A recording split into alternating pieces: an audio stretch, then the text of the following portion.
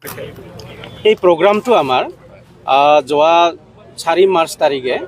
আমাৰ বৰমাত যিটো কনভেনশ্যন হৈছিলে তাতে লোৱা হৈছে যে 40টা সমষ্টিত 40টা আমাৰ ৰেলী ফুড ৰেলী আৰু পাব্লিক মিটিং মানে জনজাগৰণ মিটিং য'ত আমাৰ হাগ্ৰামা মহিলাৰী ডাঙৰীয়া সকলোতে মানে চিফ গেষ্ট হিচাপে থাকি এই প্ৰগ্ৰামবিলাক আমাৰ চলি আহিছে আৰু আজিলৈকে আমাৰ 20টা ব্লকত 20টা মিটিং হৈ গ'ল তেনেকুৱা বাকীকেইটা আমি পৰৱৰ্তী পৰ্যায়ত আমাৰ ডেট হৈছে আৰু সেই হিচাপে আমি কৰি গৈ থাকিম আমি জনাম আপোনালোকক তাৰিখবিলাক ঠিক হৈছে আমাৰ 2000 সহাৰি কেনেকুৱা হৈছে ৰাইজৰ সহাৰি যথেষ্ট সহাৰি মানে ৰাইজ মানে স্বতঃস্ফূৰ্তভাৱে ওলাই আহিছে আৰু য'তে আমি আশা কৰাতকৈ বেছি মানুহ মানে সমাগম হৈছে আমাৰ ৰেলীবিলাখনত সেইটো আমাৰ কাৰণে অতি মানে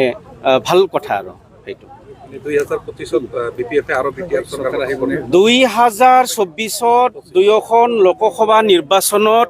আমাৰ দুয়োজন প্ৰাৰ্থী থাকিব আৰু দুয়োজনে আমাৰ জিকিব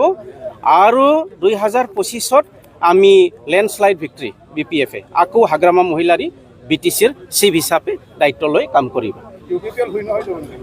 ইউপিপিএল অট'মেটিকেলি শূন্য হৈ যাব কাৰণ তেখেতসকলৰ যিটো ভাল এজেণ্ডা নাই তেখেতসকল আজিলৈকে